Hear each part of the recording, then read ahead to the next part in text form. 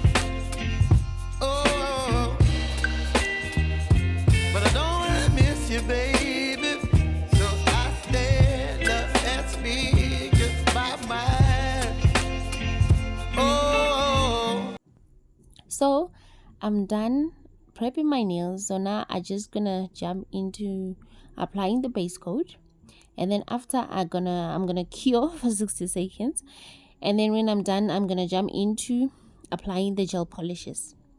So I decided not to wash my feet now, but to wash them later after I'm done applying the polishes and the top coat, because I just want to go to the mall real quick to buy some stuff for the house. So do not worry, the washing part, or the washing part, you'll see it later on this video.